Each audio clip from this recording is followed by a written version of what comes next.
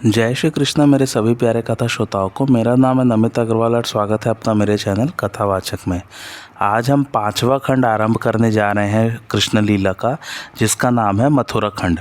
आइए आज की कथा आरंभ करते हैं। राजा जनक ने पूछा, मुने, भगवान श्री कृष्ण ने मथुरा में कौन कौन सी लीलाएं की? उन्होंने कंस को क्यों और कैसे मारा? यह सब मुझसे ठीक ठीक बताइए। नारद जी ने कहा, नृपेश्वर, एक दिन साक्षात परमात्मा श्री हरि के मन से प्रेरित होकर मैं दैत्यवध संबंधी उद्यम को आगे बढ़ाने के लिए उत्कृष्ट पुरी मथुरा के दर्शनार्थ वहां आया। आकर राजा कंस के दरबार में गया। वहां कंस इंद्र से छीनकर लाए हुए सिंहासन के ऊपर, जहां श्वेत छत्र तना हुआ था और सुंदर चमर डुलाए जा रहे थे, विराजमान था। वह बल, पराक्रम और क्रूरता के कारण नागराज के समान दुस्सह प्रतीत होता था। वहां पहुंचने पर उसने मेरा पूजन, स्वागत, सत्कार किया। उस समय मैंने उससे जो कुछ कहा वह सुनो। मथुरा नरेश, जो कन्या तुम्हारे हाथ से छूटकर आकाश में उड़ गई थी, वह देवकी की नहीं, यशोदा की पुत्री थी। देवकी से तो श्री कृष्ण ही उत्पन्न हुए और रोहिणी के पुत्र बलराम हैं। दैत्यराज, वसुदेव ने तुम्हारे शत्रुभूत अपने दोनों पुत्र बलराम और श्री कृष्ण को अपने मित्र नंदराज के यहाँ धरोहर के रूप में रख दिया है, इसलिए कि तुम्हारे भय से उनकी रक्षा हो सके। पूतना से लेकर अरिष्टासुर तक जो जो उत्कट बलशाली दैत्य नष्ट हुए हैं, वे सब वन में उन्हीं दोनों के द्वारा मारे गए हैं। कहा जाता है कि वे ही दोनों तुम्हारी मृत्यु है। मेरे यो कहने पर भोजराज कंस क्रोध से कांपने लगा। उसने शूर नंदन वसुदेव को सभा में ही मार डालने के लिए तीखी तलवार हाथ में ली, परंतु मैंने उसे रोक दिया। तथापि उसने सुदृढ़ और विशाल बेड़ियों में पत्नी सहित उन्हें बांधकर कारागार में बंद कर दिया। कंस से उक्त बात कहकर जब मैं चला गया, तब उस दैत्यराज ने श्री कृष्ण और बलराम का वध करने के लिए दैत्य प्रवर केशी को भेजा। तदंतर बलवान भोजराज कंस ने चाणूर आदि मल्लों तथा कोवलियापीड़ नामक हाथी के महावत को बुलाया और अपना कार्यभार संभालने वाले अन्य लोगों को भी बुलवाकर उनसे इस प्रकार कहा, हे कूट, हे तोशल, हे महाबली चाणूर, बलराम और कृष्ण दोनों मेरी मृत्यु है। यह बात नारद जी ने मुझे भलीभांति समझा दी है। अतः वे दोनों जब यहाँ आ जाएं, तब तुम सब लोग मल्लों के खेल दिखाते हुए उन्हें मार डालना, अर्थात कुश्ती के दाव पेच वाले खेल में उन्हें मार डालना। अब शीघ्र ही अखाड़े को सुंदर ढंग से सुसज्जित कर दो। महावत, रंगशाला के ऊपर मदमत हाथी कोवलिया पीड़ को खड़ा रखो और मेरे शत्रु जब आ जाएं तो उन्हें मरवा डालो। कार्यकर्ता जनों, आगामी चतुर्दशी को शांति के लिए धनुर्यज्ञ करना है और अमावस्या के दिन यहाँ मल्लयुद्ध होगा। आत्मीय जनों से इस प्रकार कहकर कंस ने अक्रूर को तुरंत अपने पास बुलवाया और एकांत स्थान में मंत्रीजनों को प्रिय लगने वाली मंत्रणा की बात कही। कंस बोला, दानपते, तुम मेरे माननीय मंत्री हो, अतः मेरी यह उत्तम बात सुनो। कल प्रातःकाल होते ही तुम नंद के व्रज में जाओ और मेरा यह कार्य करो। लोग कहते हैं कि वसुदेव के दोनों बेटे वहीं रहते हैं, वे दोनों मेरे शत्रु हैं। यह बात देवर्षि नारद जी ने मुझे अच्छी तरह समझा दी है। गोपगण नंदराज आदि के साथ भेंट लेकर यहाँ आए और उन्हीं के साथ मथुरा नगरी दिखाने के बहाने उन दोनों को रथ पर बिठाकर शीघ्र यहाँ ले आओ। यहाँ आने पर हाथी से अथवा बड़े बड़े पहलवानों के द्वारा उन दोनों बालकों को मरवा डालूंगा। उसके बाद वसुदेव की सहायता करने वाले नंदराज, वृष भानुवर, 9 नंदों और उपनंदों को मौत की घाट उतार दूंगा। तदंतर वसुदेव, उनके सहायक देवक तथा अपने बूढ़े पिता उग्रसेन को भी, जो राज्य लेने के लिए उत्सुक रहता है, मार डालूंगा। यह सब हो जाने के बाद समस्त यादवों का संहार कर डालूंगा, इसमें संशय नहीं है। ये सब के सब देवता हैं जो मनुष्य के रूप में प्रकट हुए हैं। चंद्रावती पति बलवान शकुनी मेरा बहुत बड़ा मित्र है। भूत संतापन, हृष्ट, वृक, शंकर, कालनाभ, महानाभ तथा हरिश्मश्रु, ये सब मेरे मित्र हैं और बलपूर्वक मेरे लिए अपने प्राण तक दे सकते हैं। जरासंध तो मेरा ससुर ही है और द्वैध मेरा सखा। बाणासुर और नरकासुर भी मेरे प्रति ही सौहार्द रखते हैं। ये सब लोग इस पृथ्वी को जीतकर इंद्र सहित देवताओं को बांधकर और द्रव्य राशि के स्वामी बने हुए कुबेर को मेरु पर्वत की दुर्गम कंदरा में फेंक कर सदा तीनों लोकों का राज्य करेंगे, इसमें संशय नहीं है। दानपते, तुम कवियों में शुक्राचार्य के समान हो और बातचीत करने में इस भूतल पर बृहस्पति के तुल्य हो, अतः इस कार्य को तुरंत संपन्न करो। अक्रूर बोले, यदुपते, तुमने मनोरथ का महासागर ही रच डाला है। यदि देव की इच्छा होगी तो यह सागर गाय की खुरी के समान हो जाएगा, और यदि देव अनुकूल न हुआ तब तो यह अपार महासागर है ही। कंस बोला, बलवान पुरुष दैव का भरोसा छोड़कर कार्य करते हैं और निर्बल दैव का सहारा पकड़े बैठे रहते हैं। कर्मयोगी पुरुष काल स्वरूप श्रीहरि के प्रभाव से सदा शांत रहता है। मंत्री प्रवर अक्रूर से योग कहकर कंस सभा स्थल से उठ गया और कुछ कुपित हो धीरे से अंतपुर में चला गया। नारद जी कहते हैं मिथिलेश्वर, उधर बलवान एवं मदोन्मत्त महादैत्य केशी घोड़े का रूप धारण कर रमणीय वृंदावन में गया और मेघ की भांति गर्जना करने लगा। उसके पैरों के आघात से सुदृढ़ वृक्ष भी टूटकर धराशायी हो जाते थे। पूंछ की चोट खाकर आकाश में घने बादल भी छिन्न भिन्न हो जाते थे। उसका वेग दुस्सह था।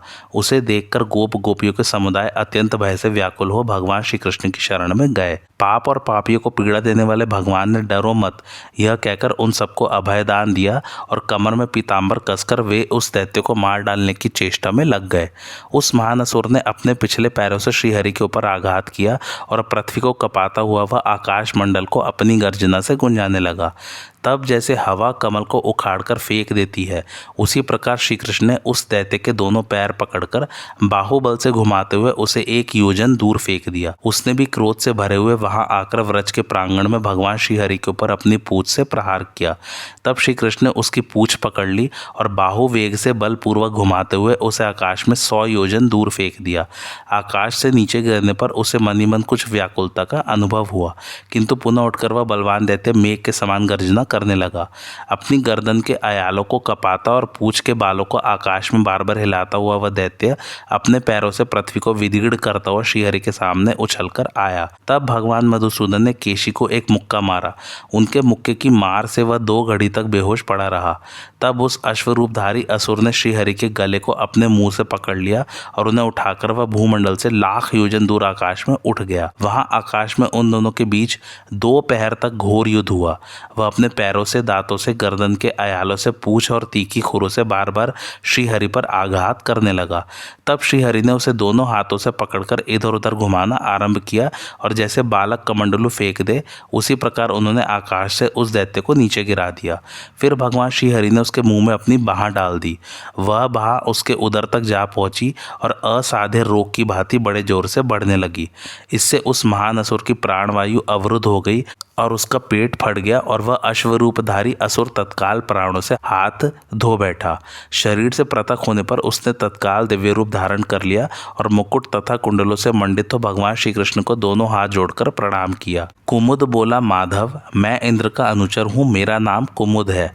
मैं बड़ा तेजस्वी, रूपवान और वीर था तथा देवराज इंद्र पर छत्र लगाया करता था।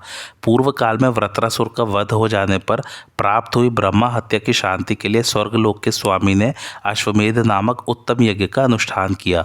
अश्वमेध का घोड़ा श्वेत वर्ण का था। उसके कान श्याम रंग के थे और वह मन के समान तीव्र वेग से चलने वाला था। मेरे मन में उस पर चढ़ने की इच्छा हुई। इस कामना से मैं प्रसन्न हो उठा और उस घोड़े को चुराकर अतल लोक में चला गया। तब मरुदगणों ने मुझे महादुष्ट को पाश में बांधकर देवराज इंद्र के पास पहुंचाया। देवेंद्र ने मुझे श्राप देते हुए कहा, दुर्बुद्धे, तू राक्षस हो जा। भूतल पर 2 मनवंतरों तक तेरी घोड़े की सी आकृति रहे। प्रभु, आज आपका स्पर्श पाकर मैं उस श्राप से तत्काल मुक्त हो गया हूँ। देव, अब मुझे अपना किंकर बना लीजिए। मेरा मन आपके चरण कमल में लग गया है। आप समस्त लोगों के एकमात्र साक्षी हैं। आप भगवान श्रीहरि को नमस्कार है। नारद जी कहते हैं, राजन मिथिलेश्वर, यो कहकर परमेश्वर श्री कृष्ण की परिक्रमा करके कुमुद अत्यंत प्रकाशमान उत्तम विमान पर आरूढ़ हो दिशा मंडल को उद्दीप्त करता हुआ बैकुंठ लोक को चला गया। नारद जी कहते हैं, मैथिलेंद्र अक्रूर जी रथ पर आरूढ़ हो राजा कंस का कार्य करने के लिए बड़ी प्रसन्नता के साथ नंदगांव को गए। पुरुषोत्तम श्री कृष्ण के प्रति उनकी पराभक्ति थी। परम बुद्धिमान अक्रूर यात्रा करते हुए मार्ग में अपनी बुद्धि से इस प्रकार विचार करने लगे, मैंने भारतवर्ष में कौन सा पुण्य किया, निस्वार्थ भाव से कौन सा दान दिया, कौन सा उत्तम यज्ञ, तीर्थ यात्रा अथवा ब्राह्मणों की शुभ सेवा की है जिससे आज मैं भगवान परमेश्वर श्रीहरि का दर्शन करूंगा। मैंने पूर्व जन्म में कौन सा उत्तम तप किया और भक्ति भाव से कब किस संत पुरुष का सेवन किया था जिससे आज मुझे अपने सामने भगवान श्री कृष्ण का दुर्लभ दर्शन होगा। भगवान सुरेश्वर श्री कृष्ण जिनके नेत्रों के गोचर होते हैं, भूतल पर उन्हीं का जन्म सफल है।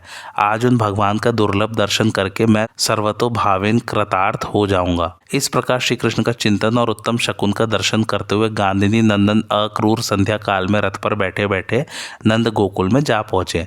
यव और अंकुश आदि से युक्त श्री कृष्ण चरणार विंदों के चिन्ह तथा उनकी ललाई से युक्त धूलिकण उन्हें पृथ्वी पर दिखाई दिए। उनके दर्शन की उत्कंठा एवं भक्तिभाव के आनंद से विवल हो अक्रूर जी रथ से कूद पड़े और उन धूल कणों में लौटते हुए नेत्रों से आंसू बहाने लगे। जिनके हृदय में भगवान श्री कृष्ण की भक्ति प्रकट हो जाती है उनके लिए ब्रह्मलोक पर्यंत जगत के सारे सुख तिनके के समान तुच्छ हो जाते हैं। तदंतर रथ पर आरूढ़ हो अक्रूर क्षण भर में नंदगांव जा पहुंचे। उन्होंने गोष्ठों में पहुंचकर देखा बलराम जी के साथ श्री कृष्ण उधर ही आ रहे हैं। वे दोनों पुराण पुरुष श्यामल गौरवर्ण परमेश्वर प्रफुल्ल कमल के समान नेत्र वाले थे। रास्ते में बलराम और श्री कृष्ण ऐसे जान पड़ते थे मानो इंद्रनील और हीरकमणि के दो पर्वत एक दूसरे के संपर्क में आ गए हों।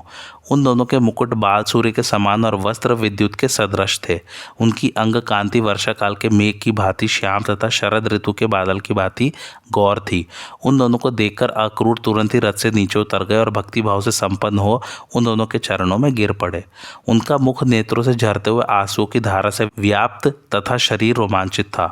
उन्हें देख परमेश्वर श्रीहरि ने दोनों हाथों से उठा लिया और वे माधव दया से द्रवित हो भक्त को हृदय से लगाकर अश्रुओं की वर्षा करने लगे। इस प्रकार बलराम से श्रीहरि उनसे मिलकर शीघ्र ही उन्हें घर ले आए और वहां उन्होंने उनके लिए श्रेष्ठ आसन दिया। अतिथि सत्कार में एक गाय देकर प्रेम पूर्वक सरस भोजन प्रस्तुत किया। नंद ने अक्रूर को दोनों हाथों द्वारा हृदय से लगाकर पूछा, अहो तुम कंस के राज्य में कैसे जी रहे हो? जिस निर्लज ने अपनी बहन के नन्हे से शिशुओं को मार डाला वह दूसरे लोगों के प्रति दयालु कैसे होगा? नंद जी जब घर में चले गए तब श्रीहरि ने उनसे माता पिता की सारी कुशल पूछी। इसी प्रकार अपने बंधु बांधव यादवों का समाचार पूछकर कंस की सारी विपरीत बुद्धि के विषय में भी जिज्ञासा की। अक्रूर बोले, देव परसों की बात है, भोजराज कंस हाथ में तलवार ले वसुदेव को मार डालने के लिए उद्यत हो गया था, किंतु नारद जी ने उसे रोक दिया था। समस्त यादव बंधु बांधव भय से विवल और दुखी हैं। कितने ही कंस के भय से कुटुंब सहित दूसरे देशों में चले गए हैं। वह आज ही यादवों को मार डालने और देवताओं को जीत लेने के लिए उद्योगशील है। इस पृथ्वी पर बलवान दैत्यराज कंस कुछ और भी करना चाहता है, अतः आप दोनों को जगत का अक्षय कल्याण करने के लिए वहां अवश्य चलना चाहिए। आप दोनों प्रभुओं के बिना सत्पुरुषों का कोई भी कार्य सिद्ध नहीं हो सकता। अक्रूर जी की बात सुनकर बलराम सहित भगवान श्री कृष्ण ने नंदराज की सलाह लेकर कार्यकर्ता गोपों से इस प्रकार कहा, बंधुओं, बड़े बूढ़े गोपों के साथ बलराम सहित मैं तथा नंदराज भी मथुरा जाएंगे। नवो नंद और उपनंद तथा छहो वृष भानु सब लोग प्रातःकाल उठकर मथुरा की यात्रा करेंगे। अतः तुम सब लोग दही दूध और घी आदि गोरस एकत्र करो। उसके साथ राजा को देने के लिए अन्य अन्य उपायन भी होंगे। छकड़ों के साथ रथों को भी ठीक ठाक करके शीघ्र तैयार कर लो। यह सुनकर कार्य करने वाले सब गोपों ने घर घर में जाकर गोपियों के सुनते हुए वह सारा कथन ज्यों का त्यों दोहरा दिया। यह सुनकर गोपियों का हृदय उद्विग्न उठा। वे भावी विरह की आशंका से विवल हो गई और घर घर में एकत्र हुए सबकी सब परस्पर इसी विषय की बातें करने लगी। महात्मा श्री कृष्ण के प्रस्थान की यह बात वृष भानुवर के भी घर में पहुंच गई। प्रियतम चले जाएंगे, यह समाचार भरी सभा में अकस्मात सुनकर वृष भानु नंदिनी अत्यंत दुखित हो गई। वे हवा की मारी हुई कदली की भांति पृथ्वी पर गिर पड़ी और मूर्छित हो गई। किन्हीं गोपियों की मुखश्री अत्यंत मलिन हो गई। हाथ की अंगूठियां कलाइयों के कंगन बन गई। उनके केशों के बंधन ढीले हो गए और उनमें गुथे हुए फूल शीघ्र शिथिल होकर गिर पड़े।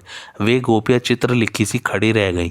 कुछ गोपियां अपने घर में श्री कृष्ण गोविंद हरे मुरारे यो कहती हुई अत्यंत विवल हो गई और घर के सारे कामकाज छोड़कर योगी की भांति ध्यानानंद में मग्न हो गई। कुछ गोपियां समर्थ रहीं, वे एकत्र हो एक साथ आपस में इस प्रकार बातें करने लगी। बात करते समय उनके कंठ गदगद हो गए थे और वाणी लड़खड़ा रही थी। उनके नेत्रों से स्वतः अश्रुधारा प्रवाहित होने लगी। गोपियां बोली, अत्यंत निर्मोही जन का चरित्र बड़ा विचित्र होता है, वह कहने योग्य नहीं है। निर्मोही मनुष्य मुंह से तो कुछ और कहता है परंतु हृदय में कुछ और ही भाव रखता है। उसके मन की बात तो देवता भी नहीं जानता, फिर मनुष्य कैसे जान सकता है। रास में इन्होंने जो जो बात कही थी उस सबको अधूरी ही छोड़कर वे चले जाने को उद्यत हो गए हैं। हमारे इन प्राण वल्लभ के मथुरापुरी चले जाने पर हम सबको कौन कौन सा कष्ट नहीं होगा। नारद जी कहते, राजन, इस प्रकार कहती हुई गोपांगनाओं के अत्यंत विरह क्लेश को जानकर भगवान श्री श्री कृष्ण उन सबके घरों में गए। जितनी व्रजांगनाएं थी उतने ही रूप धारण करके भगवान श्री हरि ने स्वयं सबको पृथक पृथक समझाया। श्री राधा के भवन में जाकर देखा कि वे सखियों से घिरी हुई एकांत स्थान में मूर्छित पड़ी हैं। तब उन्होंने मधुर स्वर में मुरली बजाई। वंशी की ध्वनि सुनकर श्री राधा सहसा आतुर होकर उठी। उन्होंने आंख खोलकर देखा तो श्री गोविंद सामने उपस्थित दिखाई दिए। जैसे पद्मिनी कमलिनी कुलवल्लभ सूर्य का दर्शन करके प्रसन्न हो जाती हैं, उसी प्रकार पद्मिनी नायिका श्री राधा अपने प्राण वल्लभ को सामने देखकर आनंद में मग्न हो गई और उन्होंने उठकर वहां पधारे हुए श्याम सुंदर के लिए सादर आसन दिया। कमल नयन श्री राधा के मुख पर आंसू की धारा बह रही थी। वे अत्यंत दीन होकर शोक कर रही थी। अतः भगवान ने मेघ के समान गंभीर वाणी में उनसे कहा, भद्रे राधिके, तुम्हारा मन उदास क्यों है? तुम इस तरह शोक न करो, अथवा मेरी मथुरा जाने की इच्छा सुनकर तुम विरह से व्याकुल हो उठी हो। देखो, ब्रह्मा जी की प्रार्थना से मैं इस पृथ्वी का भार उतारने और कंस आदि असुरों का संहार करने के लिए तुम्हारे साथ इस भूतल पर अवतीर्ण हुआ हूँ। अतः अपने अवतार के उद्देश्य की सिद्धि के लिए मैं मथुरा अवश्य जाऊंगा और भूमि का भार उतारूंगा। तत्पश्चात शीघ्र यहाँ आऊंगा और तुम्हारा मंगल करूंगा। जगदीश्वर श्री हरि के योग कहने पर वियोग विवला श्री राधा दावानल से दग्ध लता की भांति मूर्छित हो गई और उनमें कंप, रोमांच आदि सात्विक भाव प्रकट हो गए। उस अवस्था में वे अपने प्राण वल्लभ से बोली, प्राणनाथ, तुम पृथ्वी का भार उतारने के लिए अवश्य मथुरापुरी को जाओ, परंतु मेरी इस निश्चित प्रतिज्ञा को भी सुन लो। यहाँ से तुम्हारे चले जाने पर मैं शरीर को कदापि धारण नहीं करूंगी। यदि तुम मेरी इस प्रतिज्ञा या शपथ पर ध्यान नहीं देते हो तो दूसरी बार पुनः अपने जाने की बात कहकर देख लो, मैं तुरंत कथा शेष हो जाऊंगी। मेरे प्राण अधरों की राह से निकल जाने को अत्यंत आकुल हैं। ये कपूर की धूलि कणों के समान शीघ्र ही उड़ जाएंगे। भगवान बोले, राधिके, मैं वेद स्वरूपा अपनी वाणी को तो टाल देने में समर्थ हूँ, किंतु अपने भक्तों के वचन की अवहेलना करने की शक्ति मुझ में नहीं है। पूर्व काल में गोलोक में जो कलह हुआ था, उस समय दिए गए श्री दामा के श्राप से मेरे साथ तुम्हारा 100 वर्षों तक वियोग अवश्य होगा, इसमें संशय नहीं है। कल्याणी राधिके, शोक न करो। मैंने तुम्हें जो वरदान दिया है उसको स्मरण करो। प्रत्येक मास में वियोग दुख की शांति के लिए एक दिन मेरा दर्शन तुम्हें प्राप्त होगा। राधा ने कहा, हरे, प्रत्येक मास में एक दिन मेरी वियोग व्यथा को शांत करने के लिए यदि तुम दर्शन देने नहीं आओगे तो मैं असहनीय दुख के कारण अपने प्राणों को अवश्य त्याग दूंगी। लोकाभिराम, जनभूषण, विश्वदीप, मदन मोहन, जगत के पाप ताप को हर लेने वाले आनंद कंद, यदुकुल नंदन, नंद किशोर, आज मेरे सामने अपने आगमन के विषय में शपथ खाओ। भगवान बोले, रंभोरु राधे, यदि तुम्हारे वियोग काल में प्रतिमास एक दिन में तुम्हें दर्शन देने के लिए न आऊं तो मेरे लिए गायों की शपथ है। मैंने यहाँ जो कुछ कहा है, मेरे उस वचन को तुम संशय रहित और निष्कपट समझो। जो बिना किसी हेतु के निश्चल भाव से मैत्री को निभाता है वही पुरुष धन्यतम है। जो मैत्री स्थापित करके कपट करता है वह स्वार्थ रूपी पट से आच्छादित लंपट नट मात्र है, उसे धिक्कार है। जैसे यहाँ कर्मेंद्रिय रस रूप गंध स्पर्श एवं शब्द को नहीं जान पाती, उसी प्रकार जो सकाम भाव रखने वाले मुनि हैं वे उस निरपेक्ष स्वरूप एवं निर्गुण गूढ़ परम सुख को किंचित मात्र भी नहीं जानते। जो लोग समदर्शी, जितेंद्रिय, अपेक्षा रहित एवं महान संत है वे ही उस कामना रहित मेरे परम सुख का अनुभव करते हैं। ठीक उसी तरह जैसे ज्ञानेंद्रिय ही रस आदि विषयों को जान पाती है। भामिनी, मन के सारे भाव पारस्परिक हैं, एक दूसरे की अपेक्षा रखते हैं, इसलिए किसी एक ही तरफ से प्रीति नहीं होती, दोनों ही ओर से हुआ करती है। अतः सबको अपनी ओर से मेरे प्रति प्रेम ही करना चाहिए। इस भूतल पर प्रेम के समान दूसरी कोई वस्तु नहीं है। राधे, जैसे भांडीर वन में तुम्हारा मनोरथ सफल हुआ था उसी प्रकार फिर होगा। सत्पुरुषों द्वारा जिस हेतु रहित प्रेम का आश्रय लिया जाता है उसे भी संत महात्मा निर्गुण ही मानते हैं। जो लोग तुझ राधिका और मुझ केशव में उसी प्रकार भेद की कल्पना नहीं करते जिस प्रकार दुग्ध और उसकी धवलता में भेद संभव नहीं है, वे निष्काम भाव के कारण उदीप्त हुई भक्ति से युक्त महात्मा पुरुष ही मेरे उस ब्रह्मा पद को प्राप्त होते हैं। रंभोरु, जो कुबुद्धि मनुष्य इस भूतल पर तुझ राधिका और मुझ केशव में भेद दृष्टि रखते हैं वे जब तक चंद्रमा और सूर्य की सत्ता है तब तक काल सूत्र नरक में पड़कर दुख भोगते हैं। इस प्रकार श्री राधा तथा समस्त गोपीगणों को आश्वासन दे नीति कुशल भगवान गोविंद नंद भवन में लौट आए।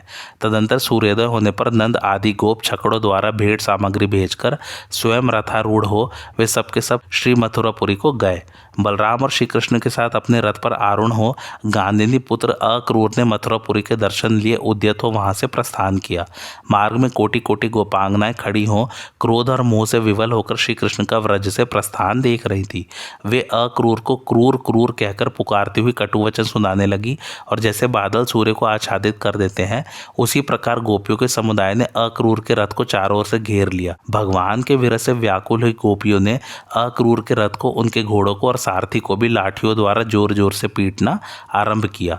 लाठियों के प्रहार से घोड़े वहां इधर उधर उछलने लगे। गोपियों की 2 अंगुलियों की चोट से सारथी उस रथ से नीचे जा गिरा।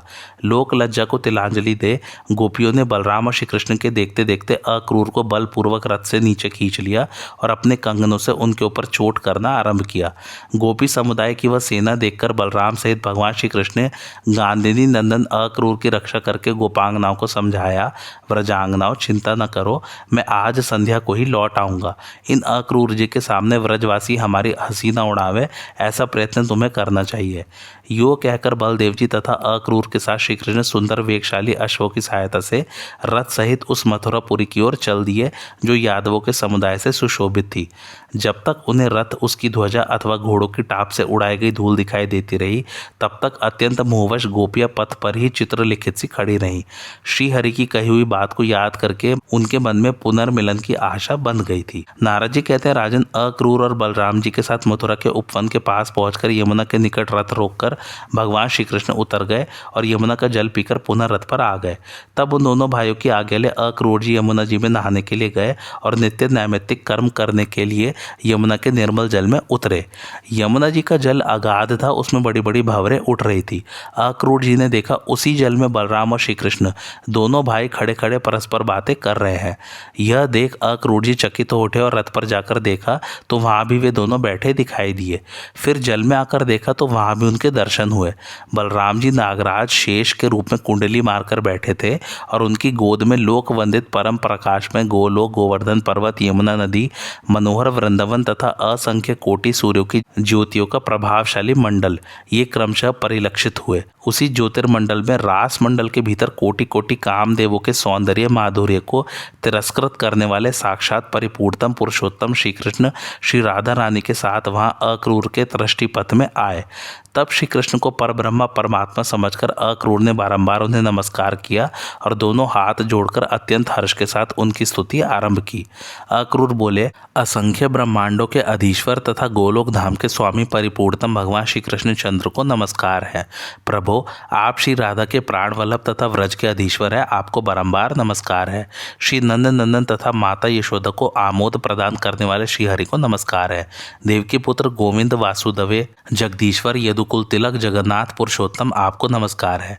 मेरी वाणी सदा आपके गुणों के वर्णन में लगी रहे, मेरे कान आपकी कथा सुनते रहे, मेरी भुजाएं आपकी प्रसन्नता के लिए कर्म करने में तल्लीन रहे, मन सदा आपके चरणार विंदों का चिंतन करे तथा दोनों नेत्र आपके प्रकाशमान एवं भव्य धाम विशेष के दर्शन में संलग्न हो। जब इस प्रकार चकित होकर भगवान का वैभव देखते हुए अक्रूर जी इस प्रकार स्तुति कर रहे थे, उसी समय भगवान श्री कृष्ण अपने लोक सहित वहीं अंतर्धान हो गए। तब उन्हें नमस्कार करके नैमित्तिक कर्म पूर्ण करने के पश्चात अक्रूर श्री कृष्ण को पर ब्रह्म स्वरूप जानकर विस्मय पूर्वक रथ पर आए। घनवत गंभीर नाद करने वाले उस वायु वेगशाली रथ के द्वारा अक्रूर ने बलराम और श्री कृष्ण को दिन डूबते डूबते मथुरा पहुंचा दिया। वहां नगर के उपवन में नंदराज को देखकर यदुत्तम भगवान श्री कृष्ण हंसते हुए मेघ के समान गंभीर वाणी में अक्रूर जी से बोले, मानद, अब आप अपने रथ के द्वारा मथुरापुरी में पधारे, मैं पीछे ग्वाल बालों के साथ आऊंगा। अक्रूर ने कहा, देवदेव जगन्नाथ गोविंद पुरुषोत्तम प्रभु, आप अपने बड़े भाई तथा ग्वालों सहित मेरे घर पर चलें। जगत पते, अपने चरणार विंदों की धूल से आज मेरा घर पवित्र कीजिए, मैं आपको साथ लिए बिना अपने घर नहीं जाऊंगा। भगवान ने कहा, अक्रूर जी, मैं यदुवंशियों के वैरी कंस को मारकर बलराम जी तथा गोप बंधुओं के साथ आपके भवन में अवश्य आऊंगा और आपका प्रिय करूंगा। भगवान श्री कृष्ण वहीं ठहर गए और अक्रूर ने मथुरापुरी में प्रवेश किया। वहां कंस को श्री कृष्ण के आगमन का समाचार देकर वे अपने घर चले गए। दूसरे दिन बलराम और गोप बालकों के साथ मथुरापुरी को देखने के लिए उद्यत हुए गोविंद की ओर देखकर नंद ने यह बात कही। वत्स, सीधी तरह से मथुरापुरी को देखकर तुम सब लोग लौट आना, इसे गोकुल न समझो, यहाँ कंस का महाभयंकर राज्य है। बहुत अच्छा कहकर भगवान श्री कृष्ण नंद द्वारा प्रेरित बड़े बूढ़े ग्वालों और ग्वाल बालों के साथ पुरी में गए। बलराम जी भी उनके साथ थे। दुर्ग से युक्त वह पुरी स्वर्ण एवं रत्न जटित सुंदर ग्रहों तथा गगनचुंबी महलों से देवताओं की राजधानी अमरावती के समान शोभा पाती थी। यमुना के तट पर रत्नों की सीढ़ियां बनी थी, वहां चंचल लहरों का कौतूहल देखते ही बनता था। उन सबसे तथा दिव्य नर नारियों से युक्त वह नगरी अलकापुरी के समान शोभा पा रही थी। मथुरापुरी की शोभा निहारते और धनिकों के भवनों को देखते हुए श्री कृष्ण ग्वाल बालों के साथ राजमार्ग पर आ गए। वसुदेव नंदन श्री कृष्ण के आगमन का समाचार सुनकर मथुरापुरी की स्त्रियां, जो उनके विषय में बहुत कुछ सुन चुकी थी, सारे कामकाज और शिशुओं को भी छोड़कर उन्हें देखने के लिए इस प्रकार दौड़ी मानो नदियां समुद्र की ओर भागी जा रही हो। कुछ स्त्रियां महलों की छत से, कुछ जालीदार झरोकों के छेद से, कोई दीवारों की ओट से, कोई खिड़कियों पर लगे हुए पर्दे हटाकर और कुछ नारियां दरवाजे के किवाड़ों से बाहर निकलकर घर के चबूतरों पर से उन्हें देखने लगी।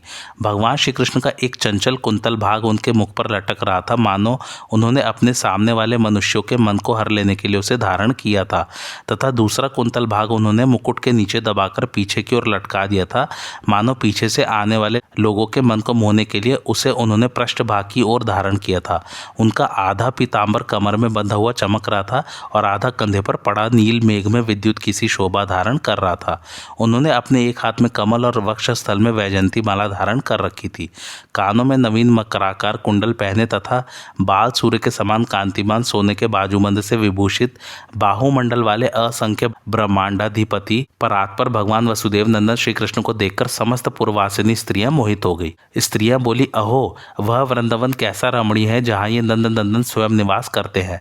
वे समस्त गोपगढ़ भी धन्य है जो प्रतिदिन इनके मनोहर रूप का दर्शन करते रहते हैं। वे गोपांगनाएं भी धन्य है, न जाने उन्होंने कौन सा पुण्य किया है जो रास रंग में वे बारंबार उनके अधरामृत का पान किया करती हैं। उस राजमार्ग पर एक कपड़ा रंगने वाला रजक जा रहा था। वह बड़ा घमंडी और उन्मत्त जान पड़ता था।